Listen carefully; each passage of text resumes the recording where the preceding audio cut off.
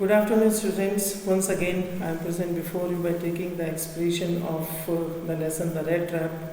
Now, this is the second last part of this video to complete this lesson. When Aaron Master he met with him with the ragamuffin and he invited him to his house, but he denied. He considered that he wanted to stay in the force only. He went away from there. After that, after some time, after half an hour, one carriage stopped before the forge. And apparently, it was a new guest after that. She entered followed by a valet. Valet is called servant. Carrying on his arm a big fur coat, she was not only at all pretty but seemed modest and quite shy. She was somehow simple and kind. In the forge, everything was just as it had been earlier in the evening. The master blacksmith and his apprentice still sat on their bench, and iron and charcoal still glowed in the furnace. The stranger had stretched himself out on the floor and lay with a piece of big iron under his head just like a pillow. As soon as the young girl caught sight of him, she went up and lifted his hat. The man was evidently used to sleeping with one eye open. He jumped abruptly. Suddenly he stood up and seemed to be quite frightened. "My name is Adela Wilkinson," said the young girl. "My father came home and said that you wanted to sleep here in the forge tonight. And then I asked permission to come and bring you home to us. I am so sorry, Captain, that you are having such a hard time as we are living right now also in that coronavirus." She looked at him compassionately with her heavy eyes, and then she noticed that the man was afraid. After seeing Edla Wilkinson, he was afraid.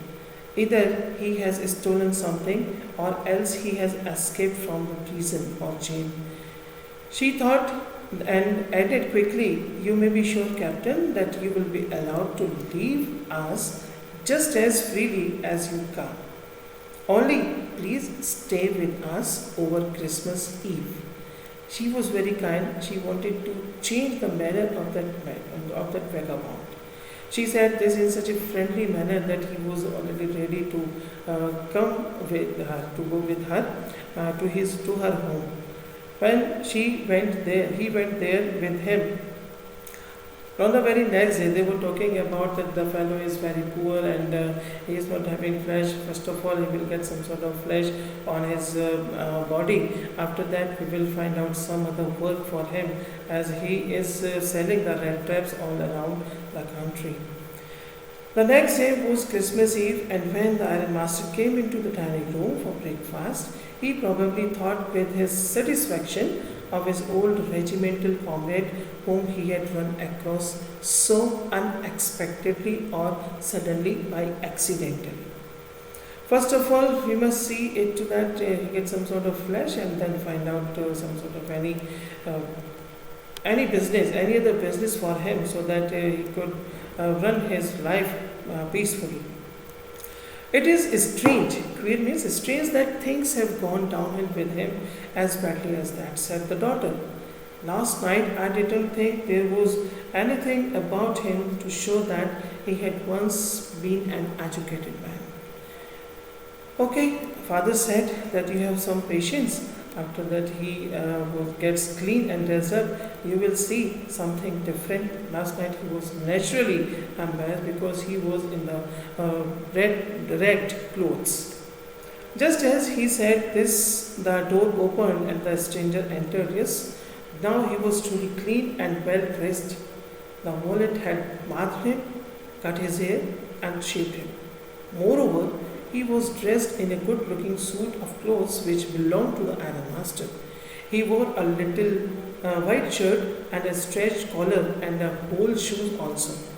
But although when iron master saw him, he was not pleased because he was unable to understand that he was not his regimental comrade. It was a mistake he had already done in that night. Now he asked the question, "What does this mean?" he thundered. The stranger made no attempt to dissimulate. Dissimulate is whatsoever the disguise he was having, he didn't want to make any pretension. He saw at once that the splendor had come to an end. Whatsoever the splendor he was having at that moment, it is going to be over. It is not my fault, sir. I never pretended to be anything but a poor trader. I pleaded, I begged to be allowed to stay in the fort. I requested, but no harm has been done. At worst, I can put my rag clothes again and I want to go away from here. Well, said the iron master, hesitating a little. It was not quite honest either. You must admit that, and I should not be surprised if the policeman would like to have something to say in this manner. The tramp took a step forward and struck the table with his fist. Now I am going to tell you, Mr. Ironmaster, how things are. He said this whole world is nothing but a big rat trap. All the goods, the things that are offered to you are nothing but cheese rents and bits of box set to drag a poor fellow into trouble.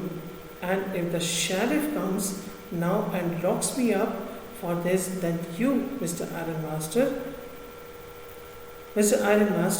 must remember that one day will come when you may yourself want to get a big piece of pork, and then you will get caught in the trap. The Ironmaster started to laugh. That was not so badly explained, my good fellow. Perhaps we should let the sheriff alone on Christmas Eve, but now get out of here as fast as you can. Up to that paragraph, you have to read it so that you can understand it properly. And that's maybe after that I will give you the last video for the explanation of this lesson. If you are unable to understand anything, please write down in the comment box so that I will explain you in English lesson, English motherland and English language only. And thank you so much. Thank you very much. Have a nice day.